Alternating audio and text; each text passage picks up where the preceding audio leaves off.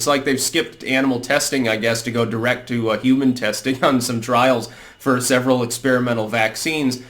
I don't know, dude. I think something built that hastily might not be a good idea to fully deploy. I think it might come with problems. I think there might be safety concerns. And I'm no anti-vaxxer, of course. I promote vaccination. That being said, something that you whipped up in a lab after 2 weeks, you probably should inject it into some like mice or something first. Make sure that it's reasonably safe, maybe. What if it's ineffective? What if you deploy it and everyone gets cocky because they think, oh, they've got a vaccine now, so I can go lick doorknobs again. It's like their fetish or something. And then the vaccine doesn't work and all these people have been licking doorknobs for a week.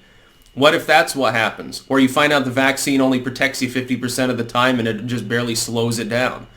You've already reached critical mass in some of these places. Haven't you got almost 2,000 cases just in South Korea now? Because of one fucking pastor, basically? You've had, 70 plus thousand just in China alone. And that's a gross underestimation of the number of true cases. Thankfully, it looks like the disease's lethality continues to dwindle. Like if you look at the number of recovered versus the number dead, and you've got to keep in mind, most of the cases that people aren't getting tested for will be mild cases anyway. This disease is looking more mild than initially assessed. That's the good news. The bad news is it looks like it spreads like a motherfucker. That is, it's just as infectious as influenza. If that's true, it could go endemic mode. That is, it doesn't just become a singular pandemic.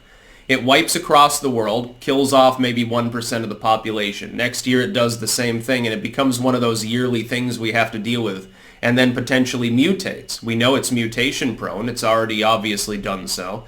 This is itself a new variant of coronavirus to begin with. What if it's as mutation prone as influenza? We could end up with a whole new disease that we have to battle year after year after year. We have trouble enough with influenza, like there's not even any point to getting the flu vaccine because it barely works. That's about all. Peace out.